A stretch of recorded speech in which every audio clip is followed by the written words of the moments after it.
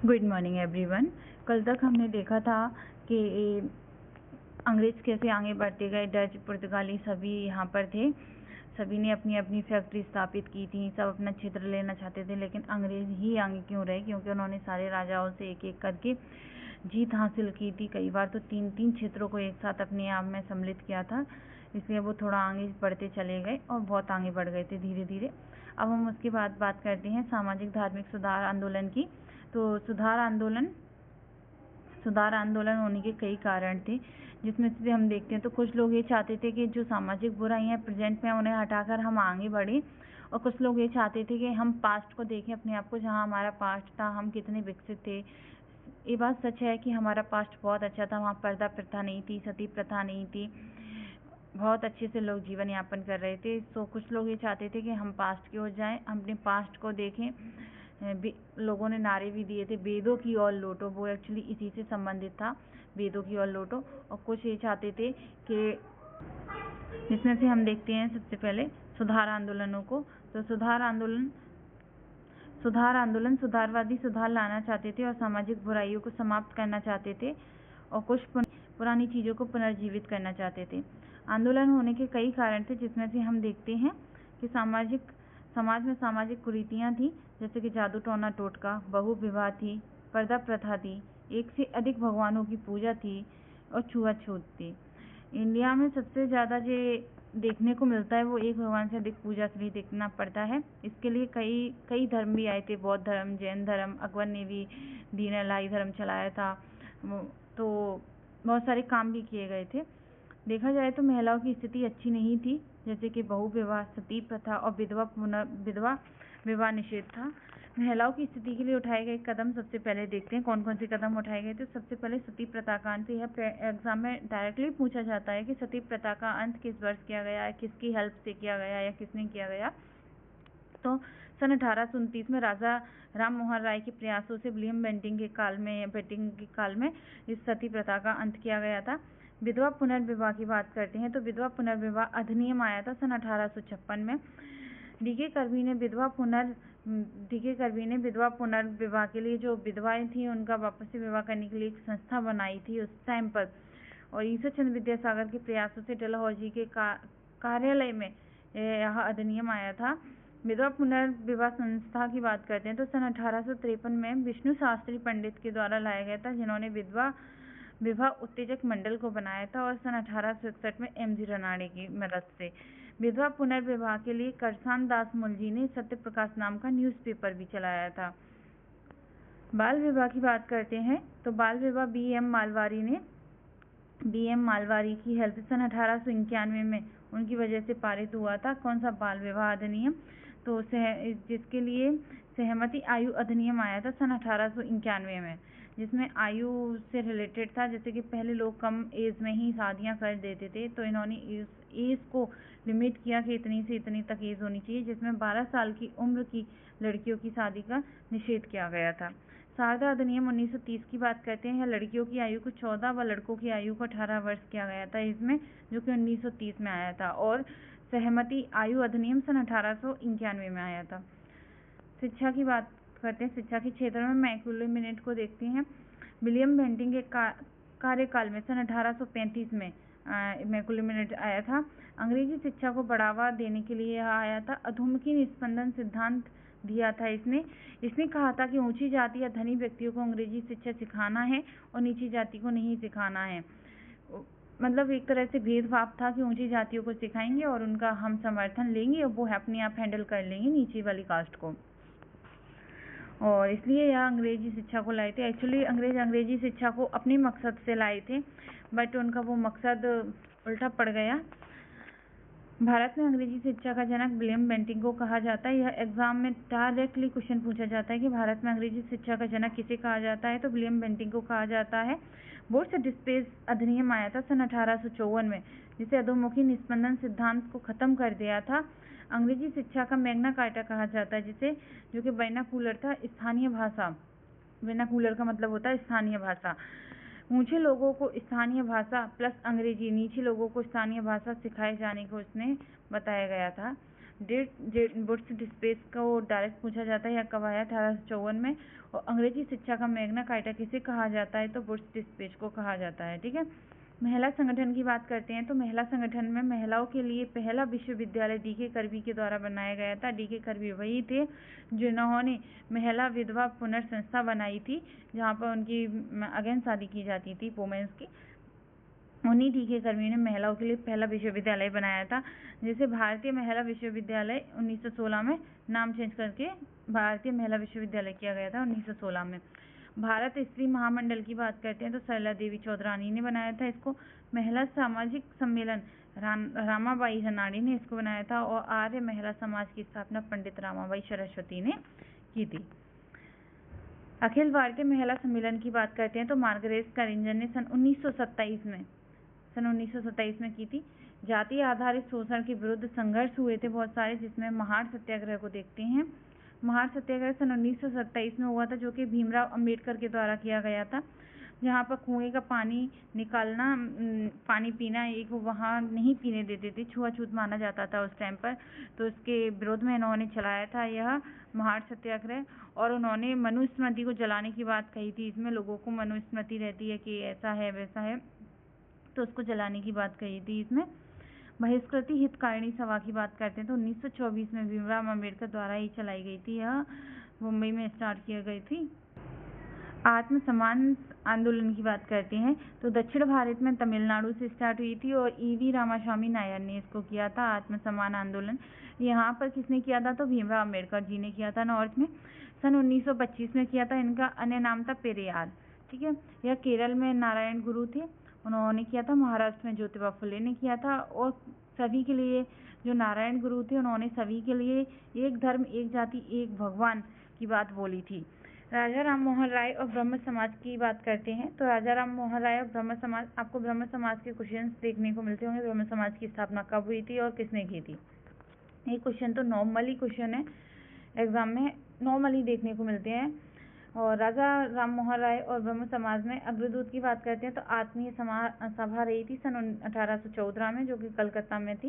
राजा राम मोहन राय की बात करते हैं, भारतीय पुनर्जागरण का पिता कहा जाता है इनको।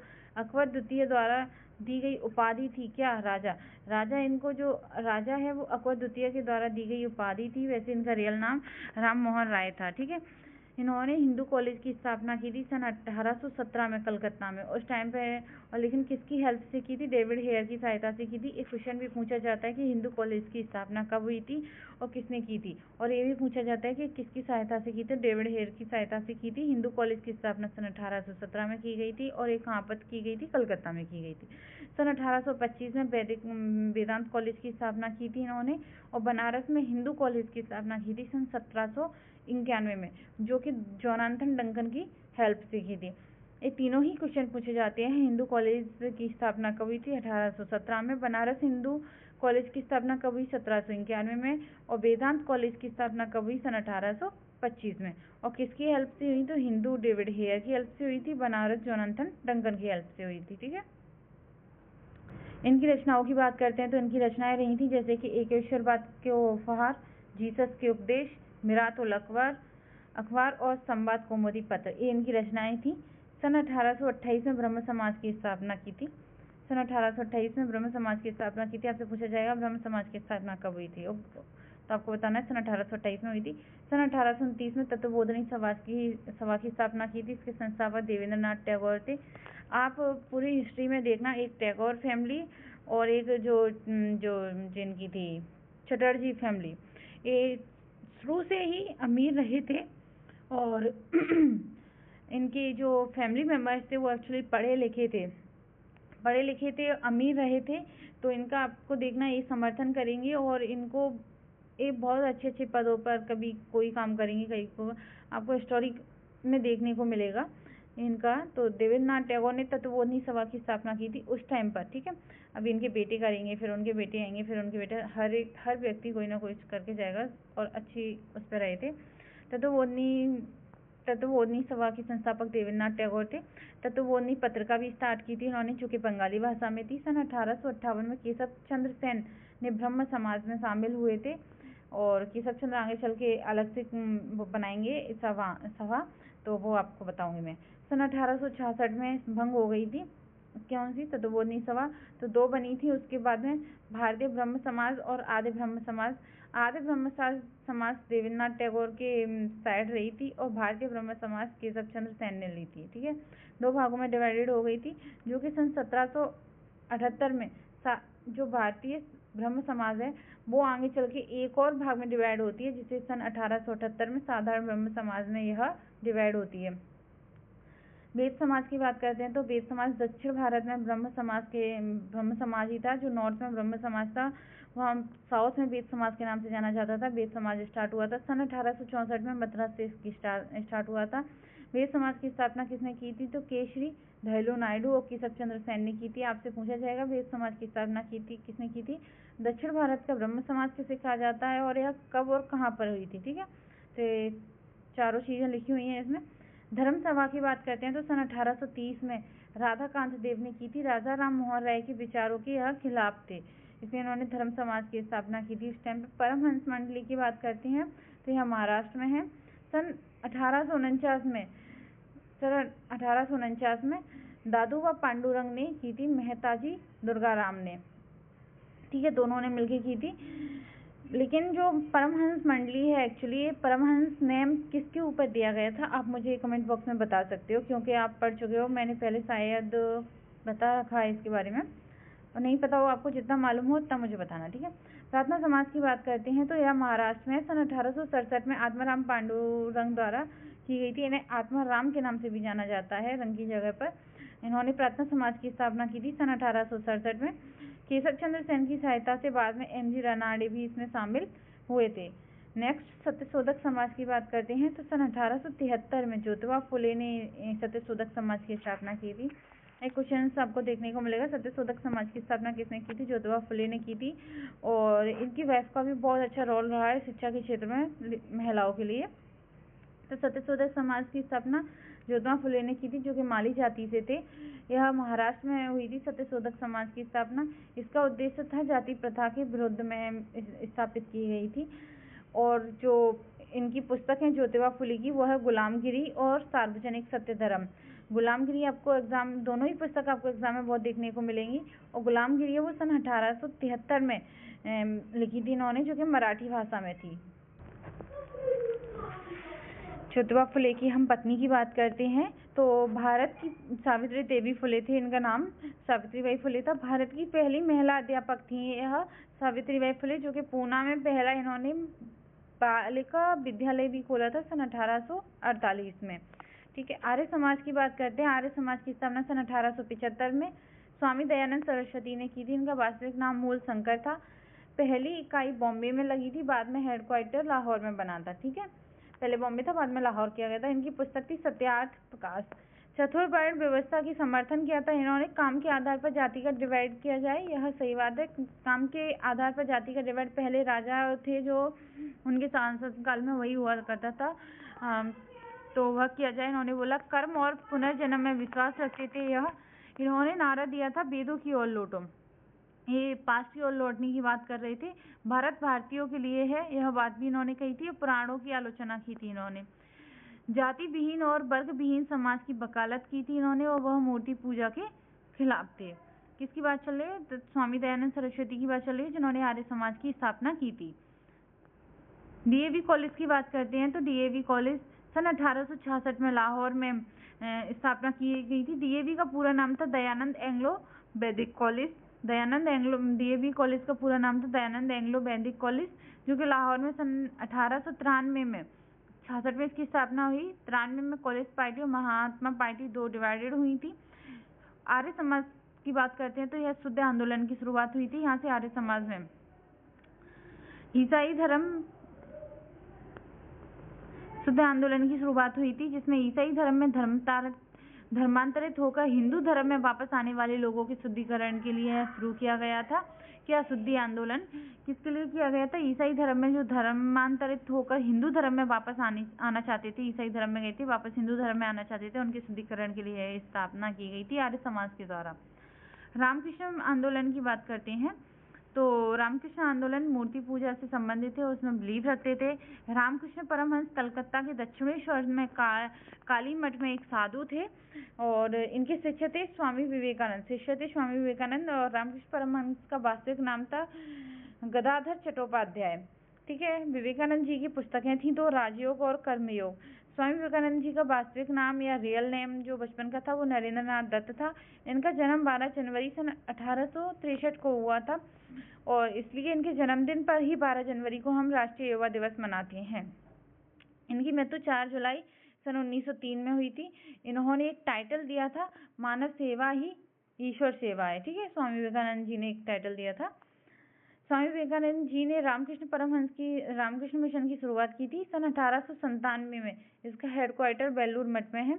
इनके गुरु रामकृष्ण परमहंस की शिक्षा का प्रसार करने के लिए इन्होंने इस मिशन की स्थापना की थी। एक्चुअली सन 1893 में शिकागो में इन्होंने भाषण दिया था, जो कि इनको इंडियंस को बोलने का और इंडियंस के बिल्कुल भी हक नहीं था, लेकिन ये गए थे, पार्टिसिपेट किया, तो इनको ओनली 2 मिनट्स स्पीच देने का, वो भी सबसे एंड में जब सबके हो गए थे उसके बाद स्पीच देने को बोला गया था, तो 2 मिनट्स दी गई थी।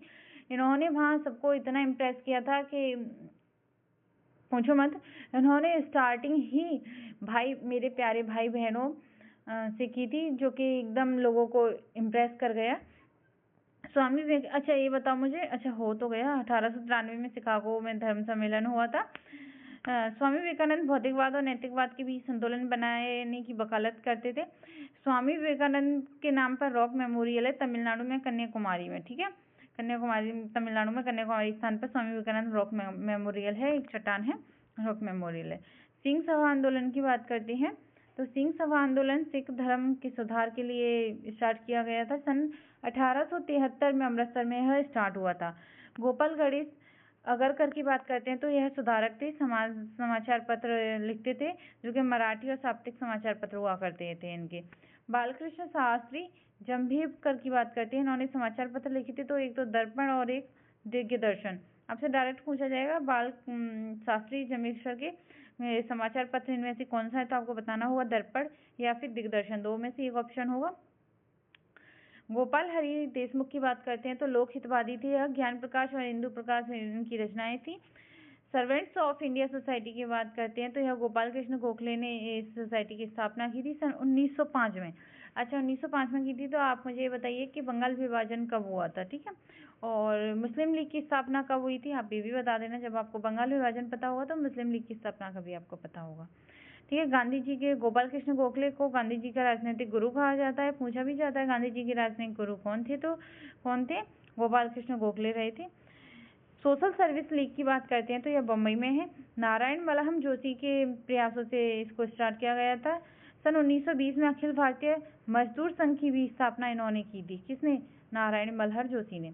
सेवा सदन की बात करते हैं तो सन 1908 में BM मालवारी ने की थी। ये देख लो, देव समाज, अभी ब्रह्म समाज देखे हैं, इसके बाद ये देव समाज है। ठीक है, देव समाज शिवनारायण अग्निहोत्री ने स्टार्ट किया था सन 1887 में लाहौर में। SNDP की बात करते हैं तो SNDP आंदोलन चला था केरल में।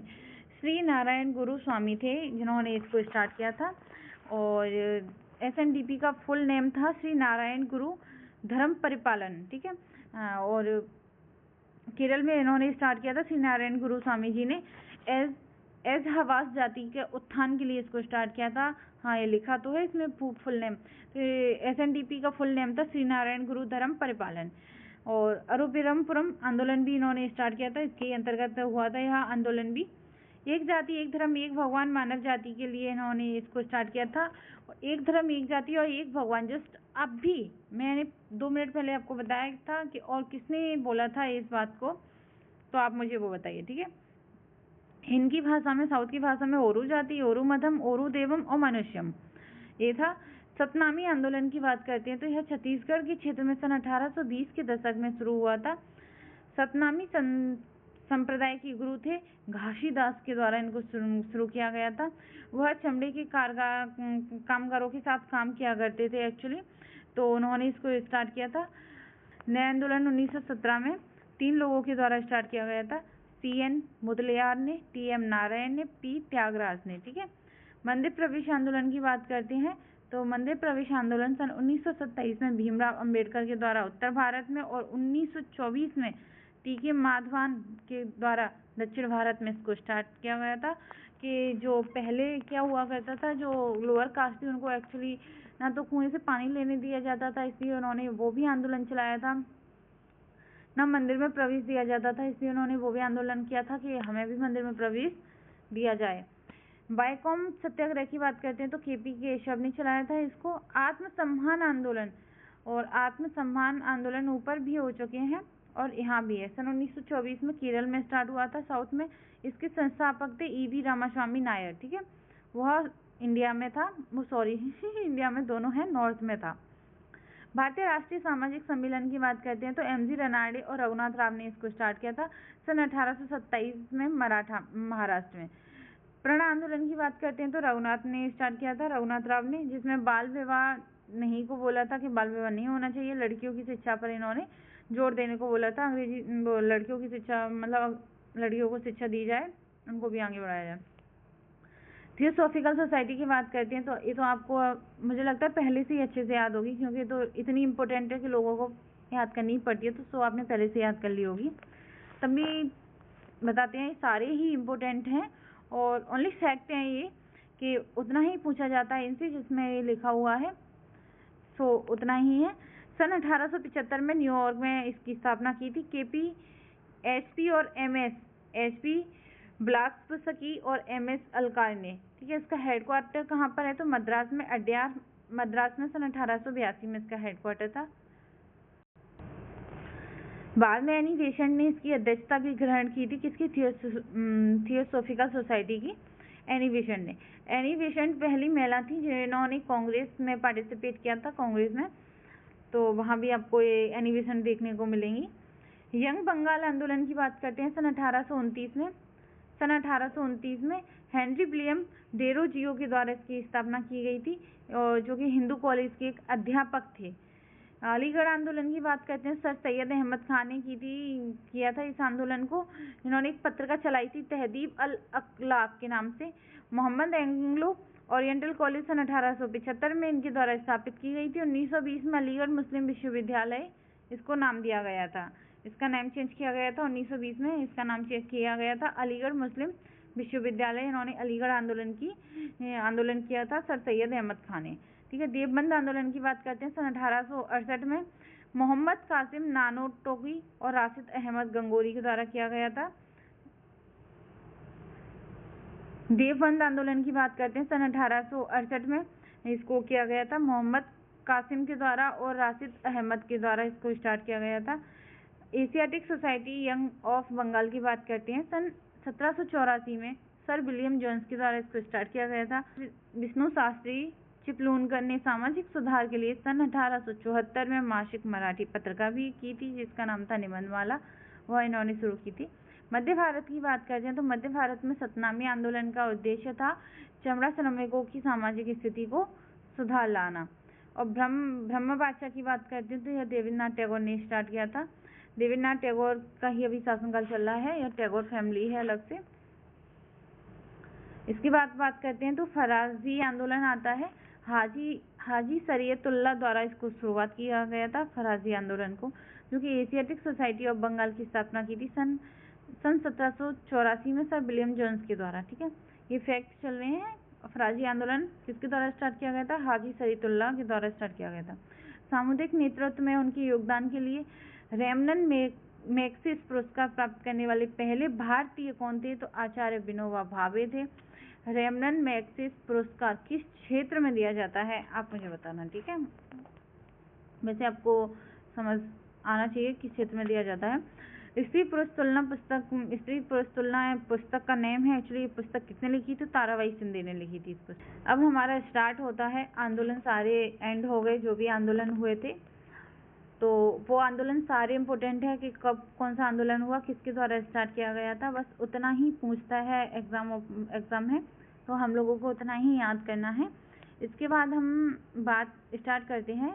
तो सन 1857 की क्रांति स्टार्ट होती है। इस बुक की सबसे मेन बात यही है कि इसमें उतनी ही चीज़ें लिखी हैं जितनी एग्जाम पॉइंट ऑफ व्यू में आती हैं। सो बहुत अच्छी बुक है, आपको इसकी सारी चीज़ें याद करनी चाहिए क्योंकि सारी ही इम्पोर्टेंट है, इसमें लिखा ही इम्पोर्टेंट चीज़ें हैं। चलो हम स्टार्ट करते हैं। सन 1857 की क्रांति। सन 1857 के पहले विद्रोह के मुख्य कारण और भूमि सुधार रहे थे, जिसमें से हम भूमि सुधार को देखते हैं तो स्थायी बंदोबस्त। भूमि सुधार में सबसे पहले देखते हैं स्थायी बंदोबस्त। सन 1793 में काइनवालिस द्वारा बंगाल में स्टार्ट किया गया था स्थायी बंदोबस्त को। आपसे बहुत बार पूछा जाता है स्थायी बंदोबस्त कौन लाया था, कहाँ से स्टार्ट हुआ था, तो यह एक जमींदारी प्रथा थी। सूर्यास्त का नियम इसमें लागू होता था। सूरज डूबने से पहले राजस्व लाकर देना होता था किसको, जमींदार को। इसमें क्या होता था कि जो अंग्रेज और किसान के बीच का जो काम करते थे वो एक्चुअली जमींदार किया करते थे। जमींदार किसानों से टैक्स लिया करते थे, उस टैक्स को जाके अंग्रेजों को दिया करते थे। ठीक है, मध्यस्थ का काम कौन करते थे, जमींदार करते थे। यह कहाँ स्टार्ट हुआ था सबसे पहले, तो बंगाल, उत्तर प्रदेश और मध्य प्रदेश में लागू किया गया था। रैयतवाड़ी पद्धति की बात करते हैं, रैयतवाड़ी व्यवस्था की बात करते हैं तो यह रैयत का मतलब ही होता है किसान। ठीक है, रिकॉर्डों का लगान सिद्धांत इसमें चालू किया गया था। सन 1820 में रैयतवाड़ी पद्धति स्टार्ट की गई थी। किसकी सहायता से, थॉमस मुनरो और अलेक्जेंडर ने इसको स्टार्ट किया था मद्रास में। वो भी प्रत्येक पंजीकृत भूमिदार को भूमि का स्वामी माना जाता था। इसमें जिसके नाम भूमि है उसको भूमि का स्वामी माना जाता था।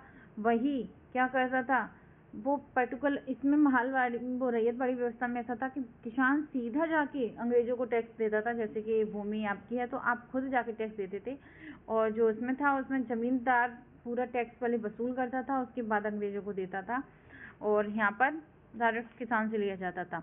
महालवाड़ी व्यवस्था की बात करते हैं तो सन 1822 में स्टार्ट हुआ था, 2 साल बाद ही, जस्ट 2 साल बाद ही ये स्टार्ट हुआ था हॉल्ट मैकेंजी और विलियम बेंटिंग की सहायता से। तो मैकेंजी ने बंगाल प्रांत में स्टार्ट किया था और बेंटिंग ने पंजाब प्रांत में स्टार्ट किया था। किसको, महालवाड़ी व्यवस्था को। महल का मतलब होता है गांव या जागीरों को कहा जाता था। जो गांव होता था उनको या जागीरों को कहा जाता था।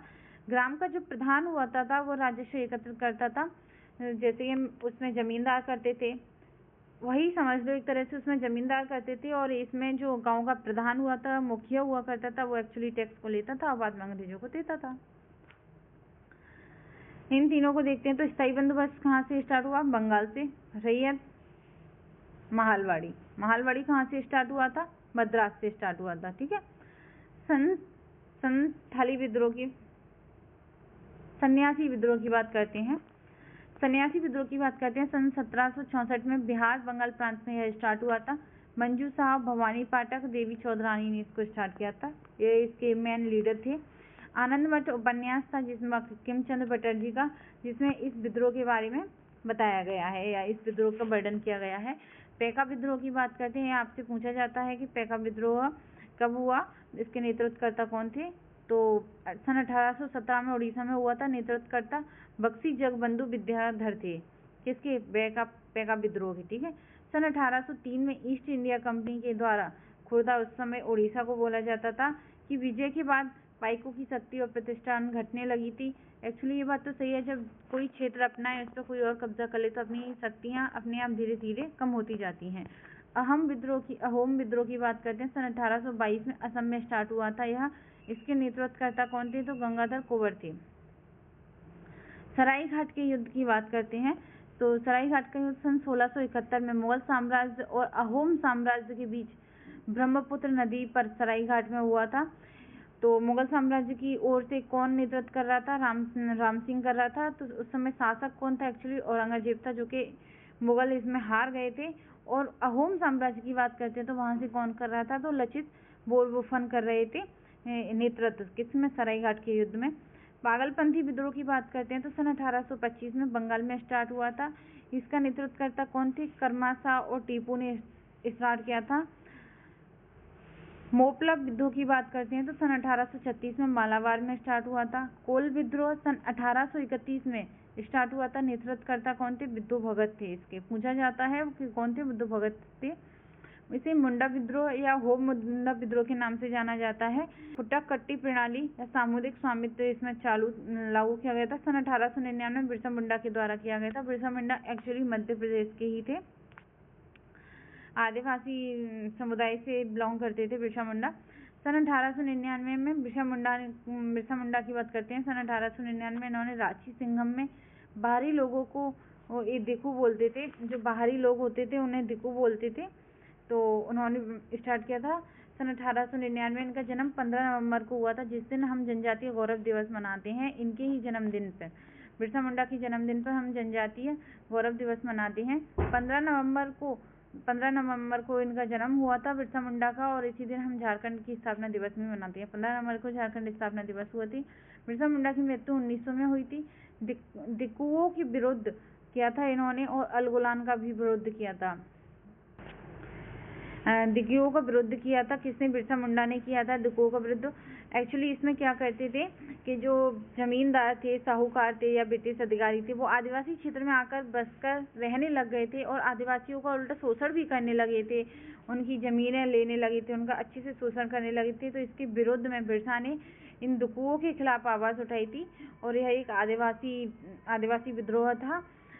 संथाला विद्रोह की बात करते हैं तो संथाला विद्रोह सन 1855 में हुआ था। राजमहल पहाड़ियों से घिरा हुआ था। संथाल का मतलब होता है जंगल या भूमि को साफ करना या नेतृत्व किसने किया था? सिद्धू व कानू ने किया था। तीसरी सबसे बड़ी जनजातीय विद्रोह था यह। संथाल भारत की तीसरी सबसे बड़ी जनजाति है। दामिनी को सन 1832 में स्टार्ट किया गया था। संथालों के लिए सीमांकित भूमि का एक बड़ा क्षेत्र हुआ करता था, जिसे दामिनियों को कहा गया था, जिसमें संथालों के लिए वह भूमि दी गई थी। इसमें आप खेती करो, रहो, कुछ भी करो, ठीक है, उनके नाम इसको कर दिया गया था। इंडिगो या नील विद्रोह की बात करते हैं। सन 1859 में सफल विद्रोह रहा था यह। पश्चिम बंगाल में नादिया जिले में स्टार्ट हुआ था। सहायक नील दर्पण पुस्तक थी जो कि दीनबंधु मित्र ने लिखी थी। दिगंबर विश्वास ने इसको शुरू किया था। नेता दिगंबर विश्वास और विष्णु विश्वास रहे थे इसके। नील की कृषि अंग्रेजों के खिलाफ किसानों का विद्रोह था।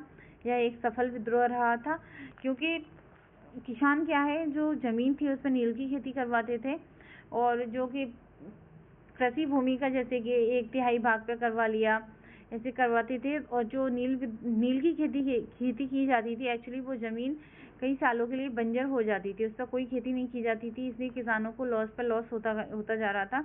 इसके विरुद्ध इस विद्रोह को स्टार्ट किया गया था। सन 1857 के विद्रोह के कारण की बात करते हैं तो आर्थिक कारण देखा जाए तो पारंपरिक पेशा या व्यवसाय को खत्म हो गया था, यह था। सामाजिक धार्मिक कारण भी रहे थे कुछ। ब्रिटिश नीतियों की बात करते हैं तो जिसमें हम देखते हैं कैनिंग ने सामान्य सेवा स्थापना अधिनियम लागू किया था, जिसके तहत आदेश मिलने पर बंगाल सेना ने भारतीय सैनिकों को ड्यूटी के लिए विदेश भेजा जा सकता था, जिसके तहत भेजा जाता था। ब्रिटिश नीति में हड़प नीति आती है, जो कि बहुत इंपॉर्टेंट है, देखी जाती है। हड़प नीति को किसने स्टार्ट किया था? डलहौजी ने। हड़प नीति के तहत सबसे पहले सितारा हड़प नीति के उसमें आता है, चंगुल में, सन 1848 में। फिर जैतपुर आता है 1849 में, उदयपुर आता है 1852 में, और झांसी आता है सन 1853 में। हड़प नीति क्या होती थी?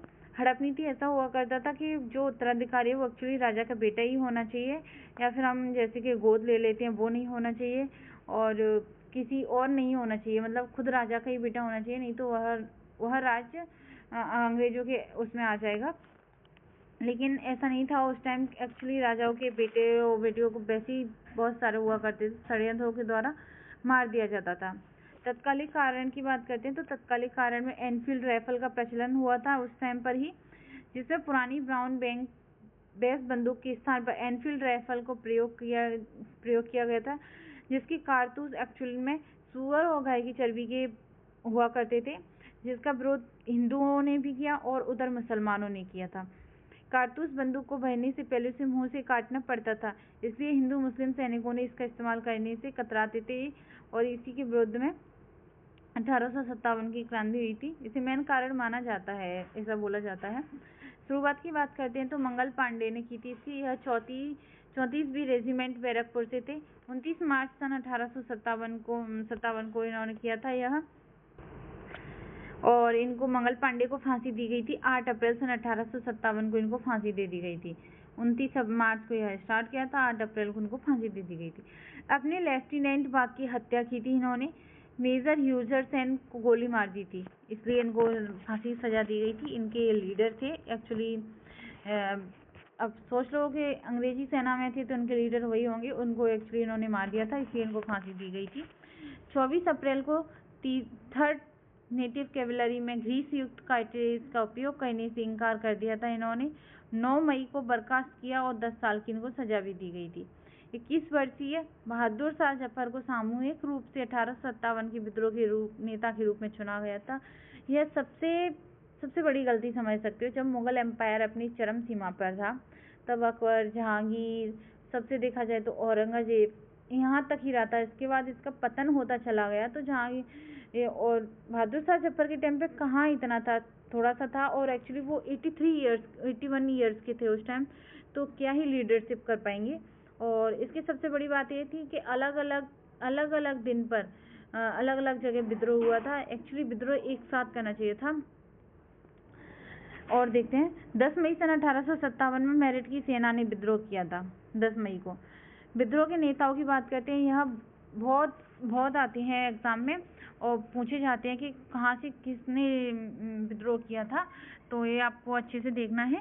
जैसे कि बरेली में खान बहादुर खान ने किया था, झांसी से रानी लक्ष्मीबाई ने किया था।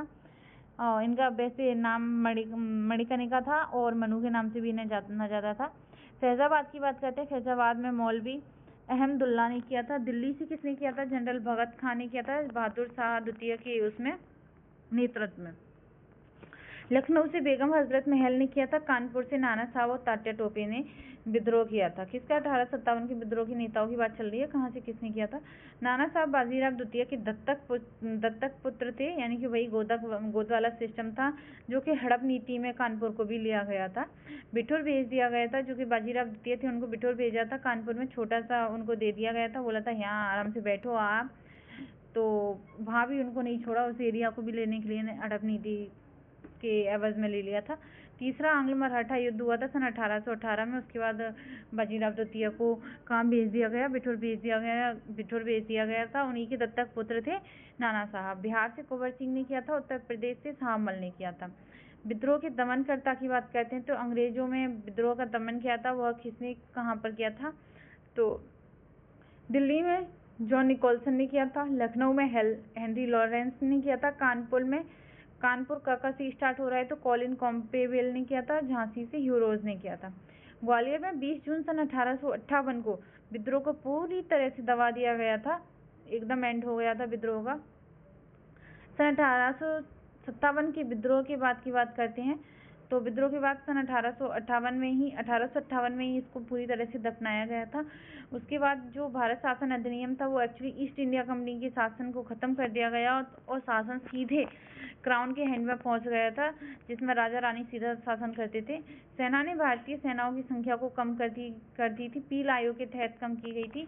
इन्होंने एक पील आयोग बनाया था जिसमें देखा था कि यह एक्चुअली विद्रोह हुआ तो हमारी क्या कमियां थी जिसके कारण यह विद्रोह हुआ, जिसमें देखा गया था कि अंग्रेजों के पास अंग्रेजी सेना कम और भारतीय लोग ज़्यादा थे, यह सबसे बड़ा कारण था।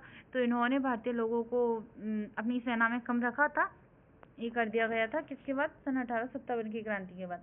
गवर्नर जनरल को वायसराय बना दिया गया था सन 1858 में और अंतिम गवर्नर जनरल कैनिंग था और पहला वायसराय भी कैनिंग था। इन्होंने जनरल का नए सचिव की नियुक्ति की गई थी, जो कि एक नया पद हुआ करता था जिसमें 15 सदस्यीय परिषद हुआ करती थी। ठीक है। सन 1857 में विद्रोह की असफलता के हमारे कारण क्या थे, हम अपने कारणों को देखते हैं यहाँ। उन्होंने तो अपने लिए पील आयोग का गठन किया था। सीमित क्षेत्र और सामाजिक आधार था। समन्वय और नेतृत्व की बहुत कमी थी। राजनीतिक दृष्टिकोण का भी अभाव था, इसलिए यह विद्रोह असफल रहा था। अगर ये सब होता तो सफल हो जाता और हम उसी टाइम पर आज़ाद हो जाते। सन 1857 के विद्रोह की टिप्पणियों को देखते हैं तो प्रथम स्वतंत्रता संग्राम, बीडी सावरकर ने बोला था इसको कि यह प्रथम स्वतंत्रता संग्राम था। सन 1857 में कुंवर सिंह के नेतृत्व में जगदीशपुर में अंतरिम सरकार की स्थापना की गई थी। वीर पांड्य कट्टाबोम्मन तमिलनाडु राज्य से थे। Poverty and un British rule in India, यह पुस्तक है, किसने लिखी थी? दादा भाई नौरोजी ने लिखी थी। इन्हें ओल्ड मैन ऑफ इंडिया भी बोला जाता है। ब्रिटिश शासन के आर्थिक प्रभाव और तीखी आलोचना इन्होंने इस बुक में की थी। इस बुक में ही इन्होंने इंडिया की पॉवर्टी के बारे में बताया था और पॉवर्टी रेट भी सबसे पहले दादा भाई नौरोजी ने ही दी थी और दादा भाई नौरोजी ने ही कांग्रेस की द्वितीय जो अधिवेशन हुआ था उसकी अध्यक्षता भी दादा भाई नौरोजी ने की थी। ठीक है, ढक्कन विद्रोह की बात करते हैं, सन 1875 में हुआ था। रामोसी निकास किसान बल सन 1879 में हुआ था। वासुदेव बलवंत कड़गे के द्वारा महाराष्ट्र में स्टार्ट किया गया था। पनवा विद्रोह सन 1873 से 76 के बीच हुआ था। ईशान चंद्र राय के द्वारा किया गया था। जमींदारों के उत्पीड़न के खिलाफ एक प्रतिरोध आंदोलन था यह। इसके बाद हम देखते हैं 1857 की क्रांति के बाद देखते हैं हम भारतीय राष्ट्रीय कांग्रेस, यानी कांग्रेस कैसे बनी, कैसे अपने अस्तित्व में आई। कांग्रेस की स्थापना एक्चुअली की तो अंग्रेजों ने अपने लिए थी, बट उल्टा हो गया, वो इंडिया के लिए अच्छी उभर कर आई थी। भारत की पहले गठित संगठन की बात करते हैं तो पहले बंगभाषी प्रकाशित सभा आई थी सन 1836 में। राजा राम मोहन राय और उनके साथियों ने इसको स्थापित किया था। ईस्ट इंडिया एसोसिएशन की स्थापना सन 1866 में की थी। किसने? दादा भाई नौरोजी ने की थी। पूना सार्वजनिक सभा की स्थापना सन 1870 में एमजी रनाडे ने की थी। किसकी? पूना सार्वजनिक सभा की स्थापना। इंडियन लीग की बात करते हैं, सन 1875 में बनी थी। इंडियन लीग की बात करते हैं, सन 1875 में बनी थी। शिशिर कुमार घोष ने इसको बनाया था। इन्होंने अखबार भी चलाया था अमृत बाजार पत्रिका के नाम से। इंडियन एसोसिएशन की स्थापना सन 1876 में हुई थी। सुरेशनाथ बनर्जी और आनंद मोहन बोस ने की थी। ये टैगोर फैमिली और बनर्जी फैमिली आपको देखने को अच्छे से मिलेगी। बॉम्बे प्रेसिडेंटी एसोसिएशन की स्थापना करते हैं, सन 1885 में स्थापित हुई थी। यह फिरोज शाह मेहता के नेतृत्व में केटी तेलांग और बदरुद्दीन तैयबाजी ने इसको स्थापित किया था, बॉम्बे प्रेसिडेंटी एसोसिएशन को। मद्रास महासभा की बात करते हैं तो सन 1884 में बनी थी। एम बी राघवाचारी और जी सुब्रमण्यम पी आनचालू के द्वारा। भारतीय ब्रिटिश सेवा ICS की परीक्षा पास करने वाले पहले भारतीय सत्येंद्रनाथ टैगोर थे। उस टाइम के सबसे डिफिकल्ट एग्जाम हुआ करता था, जिसको सबसे पहले किस भारतीय ने पास किया आउट किया था, तो सत्येंद्रनाथ टैगोर ने किया था। दादा भाई नौरोजी की बात करते हैं तो ब्रिटिश संसद के सदस्य बनने वाले पहले भारतीय व्यक्ति थे दादा भाई नौरोजी। किस पार्टी से थे? तो लिबर्टी पार्टी से थे। पहले व्यक्ति जिन्होंने भारत में राष्ट्रीय आय की गणना की थी और गरीबी के बारे में भी बताया था। गरीबी अनुमानित बताई थी कि इतनी अनुमानित गरीबी है इंडिया में, इतनी अनुमानित गरीबी है। सर्वप्रथम गरीबी रेखा को भी इन्होंने दिया था। इन्होंने रस्त गोफ्तार पत्रिका की भी स्थापना की थी, जो कि फारसी समुदाय के लिए थी, उनकी लैंग्वेज में थी। इन्होंने एक बुक लिखी थी poverty and British rule in India, जिसमें धन निष्कासन का सिद्धांत भी दिया था। इन्होंने 3 बार कांग्रेस की अध्यक्षता भी की थी, सन 1886 में जो कि सेकंड अधिवेशन था, सन 1893 में और सन 1906 में। ठीक है, उन्हें भारत का वयोवृद्ध पुरुष भी कहा जाता है, ओल्ड मैन ऑफ इंडिया। किसको? दादा भाई नौरोजी को कहा जाता है। इन्होंने स्वराज शब्द का सबसे पहले प्रयोग किसने किया था? तो दादा भाई नौरोजी ने किया था। अब हम देखते हैं कांग्रेस के गठन को। तो कांग्रेस के गठन की संस्थापक कौन थे? तो एलन ऑक्टोबियम ह्यूम थे, जिन्होंने कांग्रेस का गठन किया था, जो कि एक पक्षी विशेषज्ञ थे और भारतीय पक्षी विज्ञान के जनक भी हैं। ठीक है, प्रेजेंट में इन्होंने ICS उत्तीर्ण की थी, जो कि सबसे पहले किसने की थी? सत्येंद्रनाथ बनर्जी ने की थी। वही एग्जाम इन्होंने भी पास किया था। पहली बैठक की बात करते हैं तो सन 1885 में पूना में होनी थी, परंतु प्लेग फैलने के कारण यह पूना में नहीं हुई थी। बाद में सन 1885 में ही गोकुलदास तेजपाल संस्कृत महाविद्यालय मुंबई में हुई थी, जिसमें 72 लोगों ने पार्टिसिपेट किया था। जिसमें महिलाओं की बात करें तो कोई भी महिला नहीं थी और मुस्लिम वर्ग की बात करते हैं उसमें से 2 व्यक्ति शामिल हुए थे। एल्बर्ट बिल सन 1884 में आया था, इंपीरियल लेजिस्लेटिव काउंसिल। ठीक है, नाम था इसका कर्टिन एल्बर्ट के नाम पर रखा गया था एल्बर्ट बिल को, जिसका प्रचार किसने किया था? रिपन ने किया था। वरिष्ठ भारतीय मजिस्ट्रेटों को भारत में ब्रिटिश विषयों से जुड़े मामलों की अध्यक्षता करने की अनुमति देने की मांग की गई थी।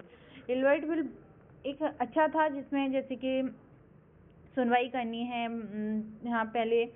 तो इसमें क्या है, अंग्रेजों का जो कोई मामला हुआ करता था उसमें हम हिंदू को रही सॉरी इंडियंस नहीं बोला करते थे। तो इंडियंस नहीं बोला करते थे, उसके लिए इलवाइट बिल लाया गया था कि ब्रिटिश का जो भी जैसे कि उसे क्या बोलते हैं एक्चुअली, केस बोल सकते हैं, केस है, उसको इंडियंस भी देख सकते हैं। तो इसके लिए अंग्रेजों ने बहुत भयंकर बुरे तरीके से इसका विरोध किया था एलवाइट बिल का, और इसको बाद में हटा दिया गया था। इसमें साफ लिखा भी है कि वरिष्ठ भारतीय मजिस्ट्रेटों को भारत में ब्रिटिश विषयों से जुड़े मामलों की अध्यक्षता करने की अनुमति देने की मांग की गई थी इसमें। ठीक है, विभिन्न सिद्धांत की बात करते हैं तो कौन सा सिद्धांत किसने दिया था, तो सेफ्टी वॉल्व का सिद्धांत लाला लाजपत राय ने दिया था। इन्होंने यंग इंडिया इनकी न्यूज़पेपर था, उसमें इस अच्छे से बताया गया था, अच्छे से विरोध किया था अंग्रेजों का। षड्यंत्र सिद्धांत किसने दिया था, आरपी दत्त ने दिया था। तड़ित चालित सिद्धांत किसने दिया था, गोपाल कृष्ण गोखले ने दिया था। कांग्रेस बनने के समय वायसराय कौन थे, तो डफरिन था। कांग्रेस को इसने राजद्रोह की फैक्ट्री भी कहा था। किसने, डफरिन ने। तो ये पूछा जाता है कांग्रेस को राजद्रोह की फैक्ट्री किसने कहा था, डफरिन ने कहा था। कांग्रेस के बनने के समय वायसराय कौन था, डफरिन था। कांग्रेस कब बनी, सन 1885 में बनी थी। कांग्रेस के महत्वपूर्ण सत्र की बात करते हैं तो प्रथम सत्र सन 1885 में बम्बई में हुआ था। इसकी अध्यक्षता किसने की थी, व्योमेश चंद्र बनर्जी ने की थी। बनर्जी फैमिली, टैगोर फैमिली, किसने की थी, बनर्जी ने की थी। और इसमें कितने लोगों ने पार्टिसिपेट किया था, तो 72 लोगों ने पार्टिसिपेट किया था। और इसमें क्या किया था सत्र में, सबसे अच्छी बात ये रही थी, इन्होंने सबसे एक से सब धर्म के लोगों को अध्यक्षता करने का मौका दिया था। सबने अध्यक्षता की थी और लोग इतनी जल्दी इसमें पार्टिसिपेट करने लगे थे कि हद से ज़्यादा, क्योंकि उन्हें लग रहा था कि कुछ हो सकता है। तो एक्चुअली कांग्रेस पार्टी ने कुछ करके दिखाया था उस टाइम पर। दूसरा हुआ था सन 1886 में कलकत्ता में, जिसकी अध्यक्षता दादा भाई नौरोजी ने की थी। 434 लोगों ने पार्टिसिपेट किया था। 72 से 434 लोग हो गए थे 1 ईयर्स में ही। तीसरी की बात करते हैं तो सन 1887 में मद्रास में हुई थी। अध्यक्षता किसने की थी, बदरुद्दीन तैयबाज ने की थी, जो कि प्रथम मुस्लिम अध्यक्ष थे जिन्होंने की थी। कौन से अधिवेशन, तीसरा अधिवेशन किया था इन्होंने। इसमें कुछ ही अधिवेशन है, ज़्यादा अधिवेशन है नहीं। जो अधिवेशन है वो एक्चुअली एग्जाम में पूछे गए हैं पास्ट में, वही अधिवेशन है। और किसने अध्यक्षता की थी ये भी पूछा जाता है। और यह चौथा अधिवेशन कब हुआ, 5वां कब हुआ पूछा जाता है, तो वही है। हर अधिवेशन नहीं है, तो प्लीज़ सारे को अच्छे से देखना, सभी अधिवेशन को अच्छे से याद करना। चौथे अधिवेशन की बात करते हैं, सन 1888 में इलाहाबाद में हुआ था। इसके अध्यक्ष जॉर्ज यूल थे, जो कि पहला अंग्रेजी अध्यक्ष बना था इसको अध्यक्षता करने वाला। सन 1896 में कलकत्ता में हुआ था। पहली बार इसमें वंदे मातरम गाया था। वंदे मातरम किसने लिखा था, बंकिम चंद्र चटर्जी ने लिखा था। और इसको गाया किसने था, रविन्द्रनाथ टैगोर ने गाया था। पहली बार कब गाया गया था, 1896 में गाया गया था, कलकत्ता में हुए अधिवेशन में। ठीक है, सन 1901 में कलकत्ता में हुआ था, जिसमें प्रथम बार गांधी जी की उपस्थिति हुई थी। गांधी जी पहली बार इसमें शामिल हुए थे कांग्रेस के अधिवेशनों में, तो 1901 में शामिल हुए थे। सन 1905 में बनारस में हुआ था, जिसमें स्वदेशी की बात की गई थी। इसकी अध्यक्षता गोपाल कृष्ण गोखले ने की थी। इसमें स्वदेशी की बात की गई थी कि अपने देश की चीज़ों को अपनाया जाए खुद, जैसे कि महात्मा गांधी ने कुटीर उद्योगों को बढ़ावा भी दिया था, वो इसी के तहत आता है। जो बाहर की चीज़ें थी, जो अंग्रेज़ जहाँ से कच्चा माल ले जाते थे, वहाँ से बना के लाते थे वस्तुओं को, फिर उन्हें दुगनी कीमत में बेचा करते थे। एक्चुअली उसका बहिष्कार करने की बात कही गई थी 1905 में। 1906 की बात करते हैं तो कलकत्ता में हुई थी। 1906 में अध्यक्षता दादा भाई नौरोजी ने की थी। सेकेंड बार की है दादा भाई नौरोजी ने। 4 प्रस्ताव की बात करते हैं, सेकेंड बार नहीं है, थर्ड बार है। दादा भाई नौरोजी ने 3 बार अध्यक्षता की है। इसमें 4 प्रस्ताव दिए गए थे, जिसमें बंगाल विभाजन को रद्द कर दिया गया था कि बंगाल विभाजन नहीं होगा। इसमें बहिष्कार किया गया था, किसका बहिष्कार किया गया था, विदेशी वस्तुओं का। राष्ट्रीय शिक्षा को अपनाया गया था, स्वदेशियों का अपनाया गया था कि स्वदेशी अपनाएंगे। 1907 में सूरत में अधिवेशन हुआ होता है, जिसमें कांग्रेस का विभाजन होता है गर्म दल और नरम दल के बीच। गर्म दल वाले चाहते थे कि हम बस कैसे भी करके आज़ाद हों, अपनी मनमानी करेंगे, कुछ भी हो जाए, मारे पीटे कुछ भी करें। नरम दल वाले चाहते थे कि शांतिपूर्वक संविधान तरीके से अपने उसमें लिया जाए लोगों को। लोगों को, क्या अंग्रेजों को। अध्यक्षता किसने की थी इसकी? रास बिहारी बोस ने की थी। सन 1911 में कलकत्ता में हुआ था अधिवेशन पहली बार, जिसमें राष्ट्रगान गाया गया था, नेशनल एंथम। नेशनल एंथम को किसने लिखा था? रविन्द्रनाथ टैगोर ने लिखा था। सन 1916 में लखनऊ में होता है, इसकी अध्यक्षता अंबिका चरण मजूमदार ने की थी, जिसमें कांग्रेस का विभाजन रद्द हो गया था, कि कांग्रेस जहाँ विभाजित हुई थी 1907 में, वह रद्द हो गया था 1906 में, 1916 में, सॉरी 1916 में लखनऊ समझौते में। ठीक है, लखनऊ समझौता या पैक्ट की बात करते हैं तो इसमें मुस्लिम और भारतीय राष्ट्रीय कांग्रेस एक हो गए थे। इसमें जो 1916 में मुस्लिम और भारतीय राष्ट्रीय कांग्रेस एक हुए थे, उसमें एक्चुअली सबसे ज़्यादा योगदान ऐसा माना जाता है कि जिन्ना का रहा था, इसलिए जिन्ना को हिंदू मुस्लिम एकता का पिता कहा था। एक्चुअली यह हिंदू मुस्लिम एकता का पिता किसने कहा था, आप मुझे बताना। ठीक है, सन 1917 में कलकत्ता में हुआ था। अध्यक्षता किसने की थी? एनी बेसेंट ने की थी, जो कि प्रथम महिला अध्यक्ष बनी थी, एनी बेसेंट। और सन 1924 की बात करते हैं, बेलगांव कर्नाटक में हुआ था, इसकी अध्यक्षता महात्मा गांधी ने की थी। एकमात्र अधिवेशन जिसमें गांधी जी ने अध्यक्षता की थी। 1925 में कानपुर में हुआ था, जिसकी अध्यक्षता सरोजनी नायडू ने की थी। दूसरी महिला एवं प्रथम भारतीय महिला थी, वो भारतीय महिला नहीं थी, प्रथम भारतीय महिला थी। और महिलाओं में बात करें तो दूसरी महिला थी। और मैंने अभी आपको बोला था कि जिन्ना का ज़्यादा उसमें हिस्सा रहा था, इसलिए उसने जिन्ना को क्या बोला था? हिंदू मुस्लिम एकता का पिता कहा था। वह किसने बोला था? सरोजनी नायडू ने बोला था जिन्ना को। ठीक है, सन 1929 की बात करते हैं तो लाहौर में हुआ था, अध्यक्षता जवाहरलाल नेहरू ने की थी। 26 जनवरी 1930 में इन्होंने बोला था कि 1929 में अध्यक्षता की थी। इन्होंने बोला था कि 26 जनवरी 1930 को हम पहला स्वतंत्रता दिवस मनाएंगे। एक्चुअली स्वतंत्रता दिवस हम 15 अगस्त को मनाते हैं, क्योंकि हम उस टाइम हुए थे, और इस डेट को हिस्टोरिकल डेट थी, इसलिए इस डे पर हम रिपब्लिक डे सेलिब्रेट करते हैं। ठीक है, सन 1931 में कराची में हुआ था, जिसकी अध्यक्षता सरदार पटेल ने की थी। सन 1937 में फैजपुर में हुआ था, जो कि पहला गांव का अधिवेशन था, जिसमें मतलब जो कि एक गांव में हुआ था, जिसकी अध्यक्षता किसने की थी? जवाहरलाल नेहरू ने की थी। Thank you everyone. यहाँ से आगे का हम नेक्स्ट डेट देखेंगे। Thank you.